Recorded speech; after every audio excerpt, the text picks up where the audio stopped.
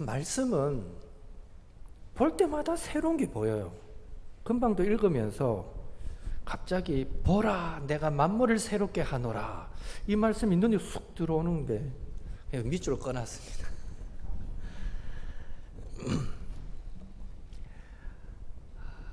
우리는 지난 시간에 반드시 다시 오셔서 구원과 심판을 행하실 주님에 대해서 살펴보았습니다.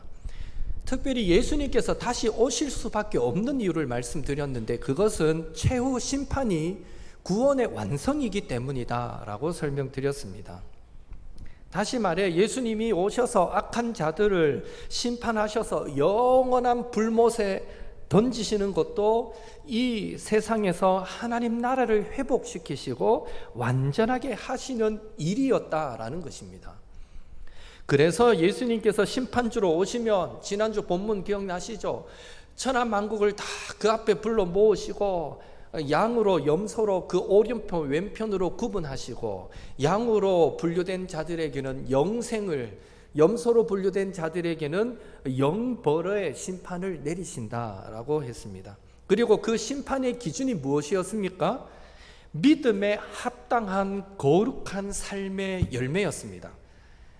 그런 의미에서 지극히 작은 자에게 베푼 선행, 그 작은 일도 하나님은 결코 잊어버리시는 일이 없고 다 기억하셔서 은혜로 갚아주시기에 우리는 영생의 약속이 보장되지 않는 실천적 무신론자들이 되어서는 안 된다. 우리는 철저히 말씀에 순종하는 그런 성도가 되어야 된다라는 말씀을 나누었습니다.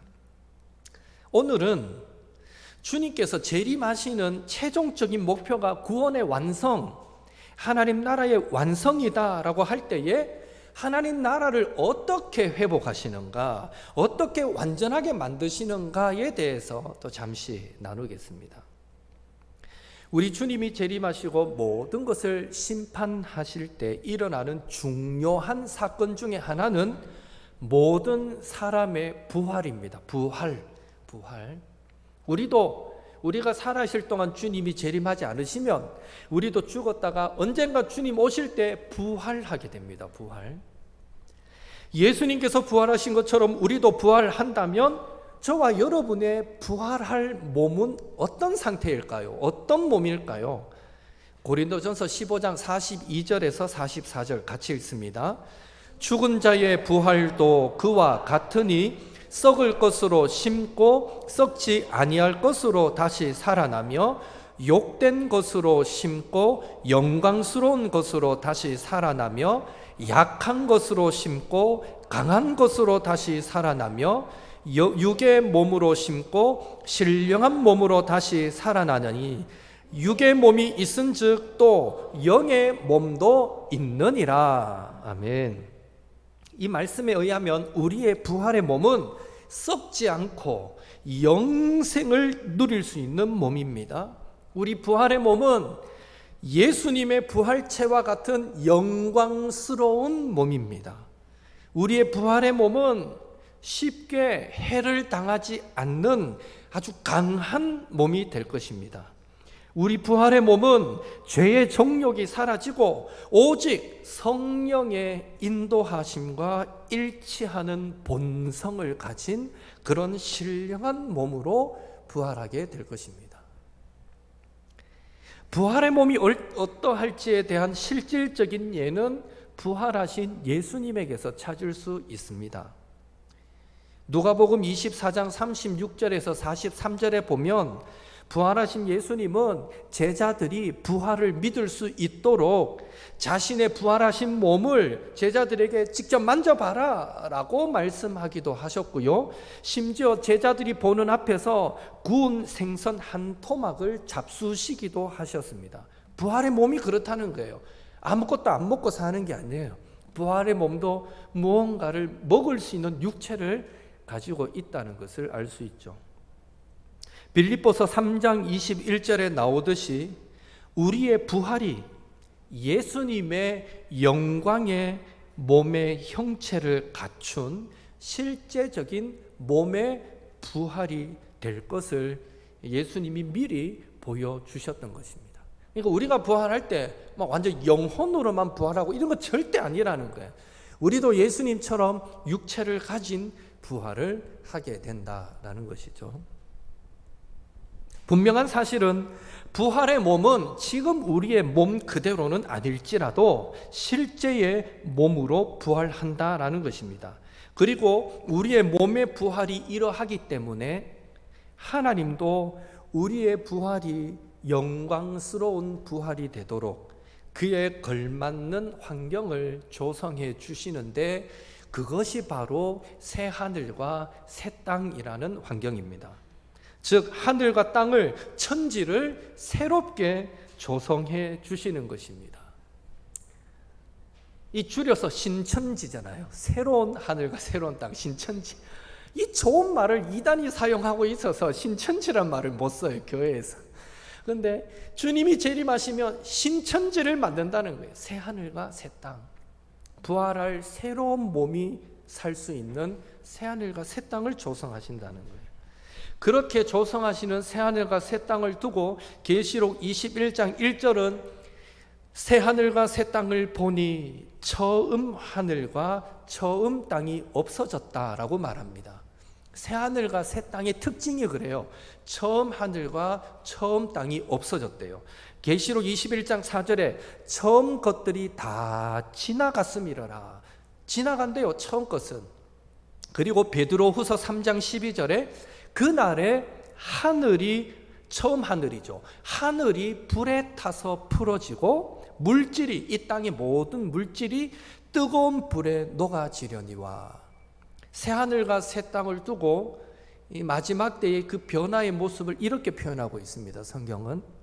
그렇다면 마지막 때에 하나님이 새롭게 조성하실 새 하늘과 새 땅을 우리는 어떻게 이해해야 하느냐? 자, 이거 중요합니다. 여기부터 중요합니다. 자, 우리 기저귀 한번 켜고, 자, 기저귀 한번 켜세요. 딴 건 다 잊어버려도 되는데 지금부터는 기억해야 돼. 기저귀 한번 켜시고. 예. 여러분, 새 하늘과 새 땅, 여러분 어떻게 이해합니까? 새 하늘과 새 땅? 현 세계와 완전히 다른 세계일까요? 지금의 지구와 완전히 다른 곳일까요? 이런 물음을 갖고 한번 이해를 하십시오. 이 물음에 답하기 위해서는 베드로가 했던 말을 우리는 이해해야 됩니다. 베드로 후서 3장 12절에서 하늘이 불에 타서 풀어지고 물질이 뜨거운 불에 녹아지려니와, 이 말씀을 우리는 이해해야 되는데 이 말씀을 단순히 이해할 때 어떤 느낌입니까? 마지막 때에 어떻게 될 것 같습니까? 이 세상이 하늘이 불에 타서 풀어지고 물질이 뜨거운 불에 녹아지려니와, 이 뭐 어떻게 된다는 얘기 같습니까? 완전히 이거 뭐 없어질 것 같지 않습니까? 이 지구가. 예, 그런 느낌 들죠? 이거 뭐 저 혼자만 그런 느낌 듭니까? 분명 그런 느낌 들잖아요. 이 말씀을 하나님의 창조 세계인 지구, 범위를 넓혀서 우주, 이것이 완전히 불타서 없어지고 전혀 다른 차원의 새로운 세상이 만들어질 것이다 라고 보는 것은 크게 두 가지 이유로 인해서 바람직하지 않다라고 신학자들은 말합니다. 첫째, 하나님의 창조가 죄로 인해 무의미해지는 것은 하나님의 실패와 불완전함을 의미하는 것으로, 그것은 사탄이 원하는 것이기 때문입니다. 완전하신 하나님은 보시기에 심히 좋아하셨던 자신의 작품인 이 지구와 우주를 어떤 일이 있어도 포기하시지 않으십니다. 인간이 죄를 짓는 순간 이 물질 세상도 저주를 받고 말았어요. 인간의 죄, 저주의 문제, 죄의 문제가 해결됨으로 마지막에 이 땅이 받았던 모든 저주도 풀려지게 됩니다. 둘째, 마지막 때에 처음 세상이 다 불타 없어지게 된다면 현 이 모든 인간을 포함한 모든 피조 세계가 그 마지막 때를 기다릴 이유가 없어지는 것입니다. 로마서 8장 19절에서 22절 같이 읽습니다. 피조물이 고대하는 바는 하나님의 아들들이 나타나는 것이니 피조물이 허무한데 굴복하는 것은 자기 뜻이 아니요 오직 굴복하게 하시는 이로 말미암음이라. 그 바라는 것은 피조물도 썩어짐의 종노릇한 데서 해방되어 하나님의 자녀들의 영광의 자유에 이르는 것이니라. 피조물이 다 이제까지 함께 탄식하며 함께 고통을 겪고 있는 것을 우리가 아느니라. 우리 인간만 범죄해서 고통받는 게 아니라 피조 세계도 함께 고통받고 있고 함께 탄식하고 있답니다. 언제까지? 마지막 날 그 모든 저주에서 해방될 그날까지, 그 마지막 날이 오기를 피조물들도 고대하고 있대요. 이 말씀에 근거할 때 이 지구, 우리가 사는 이 세상이 완전히 불타서 하나도 없이 다 사라진다라고 이해할 수 없다는 것이죠. 마지막의 모습이. 하나님의 자녀들이 영광의 몸으로 부활하여 모든 저주가 제거될 때 피조 세계의 저주도 거치게 되고 피조 세계도 더 이상 허무한 데 굴복하지 않고 썩어짐의 종노릇 하는 데서 해방하게 된다는 것입니다. 그래서 피조물이 탄식하며 그날을 지금도 기다리고 있는 것입니다. 자신들이 마지막 날 다 불타 없어진다면 왜 피조물이 탄식하며 그날을 지금도 고대하며 기다리고 있겠습니까? 회복할 그날. 이런 이유로 신학자들은 우리 부활의 몸이 이전의 몸과 유사성, 연속성을 가지듯이 현 지구와 우주가 완전히 불타 없어지고 전혀 다른 차원의 새로운 세상이 만들어지는 것이 아니라 새하늘과 새 땅은 이 지구에 조성될 것이고 현재의 창조 세계와 본질적으로 유사함을 가지는, 연속성을 가지는, 그러면서도 완전하고 새로운 세상으로 변화될 것이다 라고 신학자들은 이해한다는 것입니다. 여러분, 새하늘과 새 땅, 천국을 그렇게 이해하셨습니까? 지금까지? 죽으면 뿅 하고 다른 엉뚱한 세상에 간다고만 생각하시는데 지금은 그렇겠죠. 지금은 우리가 죽으면 육은 흙으로 돌아가고 영은 하나님 계시는 천국에 가겠죠. 그 천국은 하나님이 어느 곳에 만들어 놓으셨을지 우리는 몰라요. 지금은 영이 잠시 그곳에 있다가 마지막 날 주님이 심판주로 오실 때, 재림하여 오실 때 양과 염소로 구분하고 심판이 끝나고 나면 하나님의 장막이 이 땅을 덮게 돼 있어요. 덮어서 이 땅이 새하늘과 새 땅이 되고 하나님의 장막이, 하나님의 성전이 보이고 하나님이 보이고 함께 살아가는 그런 완전한 세상을 이루게 된다. 그래서 우리가 장차 궁극적으로 들어갈 천국은 그런 어떤 형태의 모습이다 라고 이해하시면 됩니다. 결론적으로 태초에 하나님께서 하늘과 땅에 어울리게 이 육체를 가진 존재로 사람을 창조하셨듯이 이 재림의 때에는 새 하늘과 새 땅에 어울리는 육체적인 존재로 우리는 부활할 것이며 그 부활의 몸으로 살아가는 삶도 지금 우리가 살아가는 삶과 많은 부분은 유사성 혹은 연속성을 가지게 될 것이다 라는 것입니다. 궁금하잖아요. 천국에서는 어떻게 살까? 뭐하고 살까? 궁금한데 우리가 충분히 미루어 짐작할 수 있는 것은 이 땅에서의 삶의 어떤 모습과 일부 유사성을 갖게 될 것이다. 예수님도 부활한 육체로 생선 토막을 잡수셨듯이 성경에도 생명수 가시를 먹는다는 표현도 나오듯이 우리도 장차 들어갈 새하늘과 새 땅에서의 삶은 뭔가 먹는 즐거움이 있는 그런 곳일 것이다. 또 예수님이 우리가 거처할 집을 예배하러 간다 했으니까 우리가 들어갈 천국에는 또 집도 다 있을 것이고 지금 우리 다 집집마다 들어가 살잖아요. 그때도 그런 집이 있을 것이고 집이 있다면 잠은 안 자나 몰라. 하여튼 세세한 건 우린 모르지만 이 땅에서의 삶과 일부 유사성이 있는 그런 천국에서의 삶이 될 것이다. 우리가 생각지도 못했던 180도 완전히 다른 그런 삶은 아닐 것이다 라고 우리는 충분히 전제할 수 있다는 것이죠. 그렇다면 하나님께서 새롭게 조성하실 이 새하늘과 새 땅의 특징이 뭐냐 했을 때 4절 같이 읽습니다. 모든 눈물을 그 눈에서 닦아 주시니 다시는 사망이 없고 애통하는 것이나 곡하는 것이나 아픈 것이 다시 있지 아니하리니 처음 것들이 다 지나갔음이러라. 새하늘과 새 땅에서는 다시는 죽음이 없답니다. 아까 우리가 썩지 아니할 몸으로 부활한다 했으니까요. 그리고 아픈 것도 있지 않는답니다.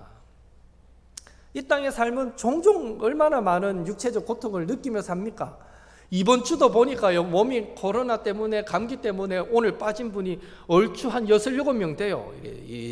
자 보니까 저한테 몸이 안 좋아서 못 옵니다 하고 직접 연락을 주신 분 간접적으로 들으면 다 따져보니까 오늘 평소 오시다가 못 온 분이 한 8명 정도 돼요.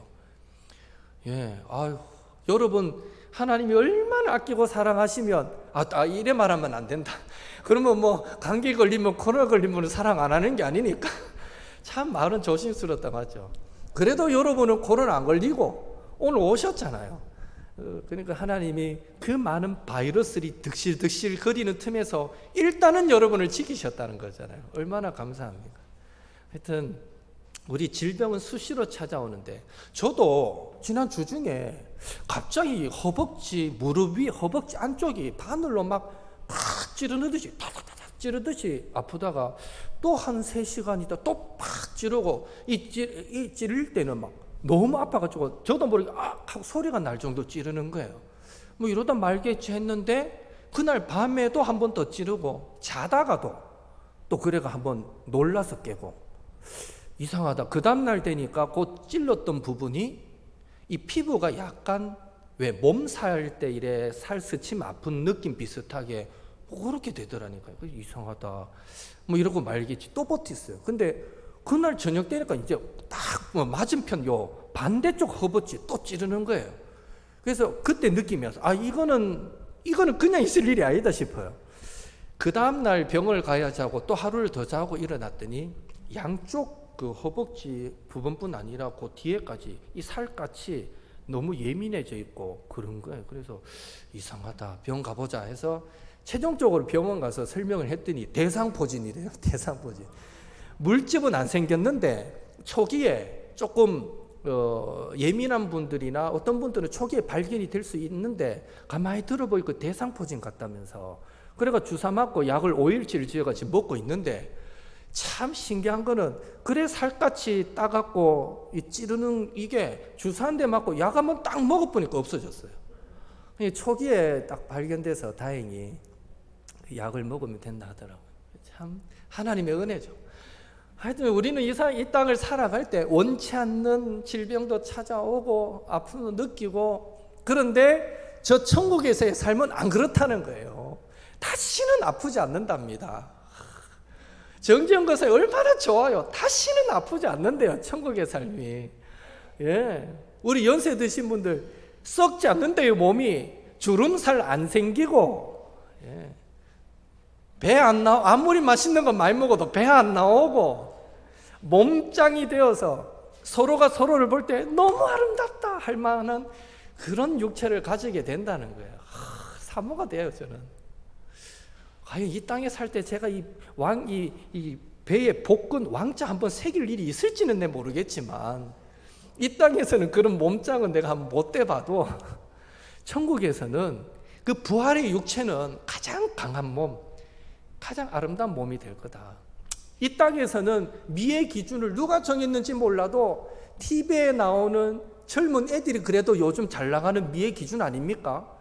거기에 못 미치면 스스로 못났다 생각하고 이래야 되는데 천국은 아니라는 거예요. 새하늘과 새 땅에 들어가는 우리 부활의 육체는요, 이 미의 기준이 없어요. 전부 다 아름다운 미인이고 미남인 거예요.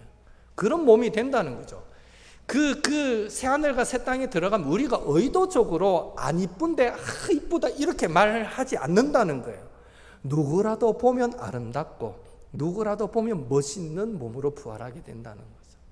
꾸밀 필요 없어. 성형수술할 필요도 없고 빨리 들어갔으면 좋겠다. 예. 그리고 그 하늘의 특징을 계시록 22장 1절에서 5절은 좀 더 자세하게 소개해 주고 있습니다. 한번 같이 읽겠습니다. 또 그가 수정같이 맑은 생명수의 강을 내게 보이니 하나님과 및 어린 양의 보좌로부터 나와서 길 가운데로 흐르더라. 강 좌우에 생명나무가 있어 12가지 열매를 맺되 달마다 그 열매를 맺고 그 나무 잎사귀들은 만국을 치료하기 위하여 있더라. 다시 저주가 없으며 하나님과 그 어린 양의 보좌가 그 가운데에 있으리니 그의 종들이 그를 섬기며 그의 얼굴을 볼 터이요 그의 이름도 그들의 이마에 있으리라. 다시 밤이 없겠고 등불과 햇빛이 쓸데없으니 이는 주 하나님이 그들에게 빛이심이라. 그들이 세세토록 왕노릇 하리로다. 아멘. 여기에 보니까 새하늘과 새 땅에서는 하나님과 어린 양의 보좌로부터 흘러나오는 수정같이 맑은 생명수 강이 흐른답니다.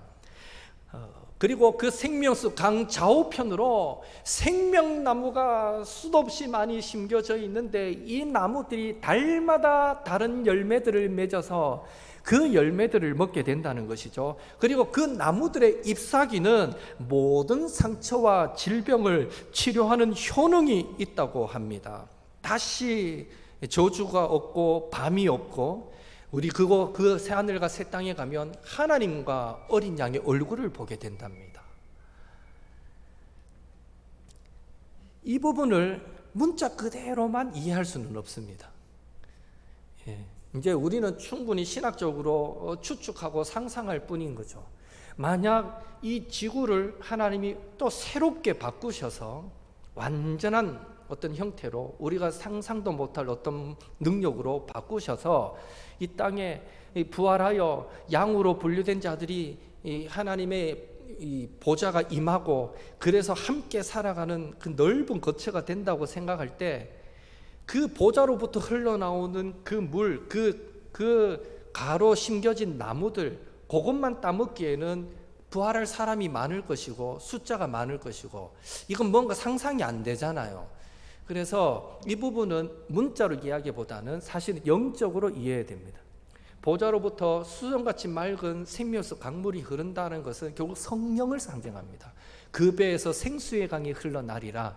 예수님도 그 표현을 성령님을 두고 하신 표현이거든요. 그러니까 하나님의 통치가 있고 그 통치가 완전할 수 있도록 성령께서 늘 그 천국에 충만하게 성령의 충만한 임재가 경험되어지는 것을 생명수 강으로 묘사했다라고 이해하거든요. 그래서 이 부분에 대한 세부적인 주석은 언제 다음에 또 이 부분을 살필 기회가 있을 때 살피고요. 이 말씀의 핵심은 새하늘과 새 땅에서의 삶은 낙원이었던 에덴 동산의 삶의 회복이요. 특별히 새하늘과 새 땅에는 선악과가 없어요. 마지막에 묘사되는데 뭐 선악과가 없어요. 이 말인즉슨 그 땅에는 어떤 죄악도 어떤 죄의 모습도 없다는 것입니다. 없다는 것이죠. 그리고 생명나무가 에덴 동산에는 선악과 옆에 생명나무가 하나였지만 새하늘과 새 땅은 생명나무가 수도 없이 심겨져 있어요. 그 천국에 들어갈 모든 사람이 먹을 수 있는 나무, 열매가 맺히니까 이런 것들을 생각할 때에 새하늘과 새 땅은 에덴 동산의 회복인데 에덴 동산 그 이상의 회복이 될 것이다 라고 이해합니다. 마지막으로 생각해 볼 것은 그렇다면 주님의 재림으로 완성될 하나님 나라 천국의 본질은 무엇인가? 우리가 3절 7절 말씀 같이 읽습니다. 내가 들으니 보좌에서 큰 음성이 나서 이르되 하나님의 장막이 사람들과 함께 있음에 하나님이 그들과 함께 계시리니 그들은 하나님의 백성이 되리라. 그들과 함께 계셔서 이기는 자는 이것들을 상속으로 받으리라. 나는 그의 하나님이 되고 그는 내 아들이 되리라. 아멘. 하나님 나라의 본질이라 하면 그것은 하나님이 우리와 함께 하신다는 것입니다. 하나님이 우리와 함께 하시는 곳, 이것이 하나님 나라입니다. 이걸 다른 말로 임마누엘이죠. 하나님이 우리와 함께 하신다. 임마누엘의 성취, 이것이 하나님 나라의 본질입니다. 따라서 새하늘과 새 땅에서의 삶은 하나님이 우리와 함께 하시는 삶이고요. 그 삶은 구체적으로 어떤 삶인데 했을 때에 하나님이 왕이시고 우리는 그분의 백성인 관계의 삶, 하나님은 아버지가 되시고 우리는 아들이 되는 그런 관계의 삶이 된다는 것입니다. 왕과 백성의 관계는 하나님이 우리와 함께 하심이 다스림과 보호로 나타난다는 뜻이고요. 천국에서 우리는 하나님의 다스림과 보호 아래 가장 복된 삶을 살게 된다는 뜻입니다. 아버지와 아들의 관계는 하나님이 우리와 함께 하심이 상속과 특권으로 나타난다는 뜻이고, 천국에서 우리는 하나님께 속한 모든 좋은 것을 누리며 살게 된다라는 것입니다. 왕과 백성, 아버지와 아들의 관계가 그런 의미가 있다는 것이죠. 그런 의미에서 새하늘과 새 땅에서의 삶, 천국에서의 삶은 하나님의 형상대로 창조된 사람이 하나님을 분명히 알고 예배하며 그 하나님과 함께 살아가는 가장 복된 삶이 완전한 형태로 회복된 것이 새하늘과 새 땅에서의 삶이다라는 것입니다. 우리는 그렇다면 어떻게 준비해야 합니까? 마태복음 24장 44절 같이 읽습니다.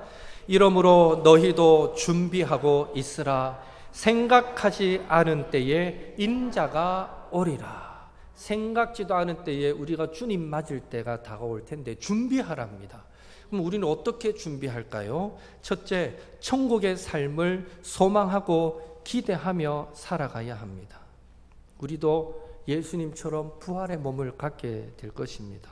그 부활의 몸은 얼마나 좋을까 우리가 기대하는 마음을 가져야 되고, 또 지금도 이 세상은 관광 명소가 있고요, 여행하다 보면 참 아름답다 하는 곳이 있는데 새하늘과 새 땅이 되면 하나님이 완전하게 변화시켜 놓은 그 우리가 들어가 살 그곳은 얼마나 아름다울까요?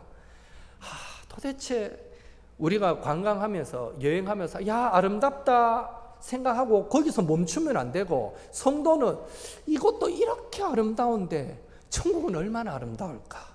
우리는 늘 그렇게 기대하고 소망하면서 살아야 된다는 것이죠. 둘째, 이 모든 것을 생각할 때에 우리는 더욱더 이 세상을 나그네로 살아가야 한다는 것입니다. 잠시 머무는 세상을 기억하고 이 세상의 부와 명예와 지위에 너무 집착하거나 탐하지 않고 다음 세상에서 새 하늘과 새 땅에서 천국에서 누릴 것을 소망하며 그에 합당한 삶을 살아야 하는 것입니다. 우리 모두에게도 생각지도 않은 때에 주님이 찾아오시고 생각지도 않은 때에 주님 앞에 설 날이 올 텐데요, 뭐 벌써 오십니까? 하고 그 날을 당황함으로 맞이하지 마시고 어서 오이소, 어서 오이소 기다렸어요. 기쁨으로 맞이할 수 있도록 늘 믿음에 합당한 거룩한 삶으로 주님 맞을 준비 잘 하며 살아가시는 저와 여러분이 되시기를 예수님의 이름으로 축원합니다.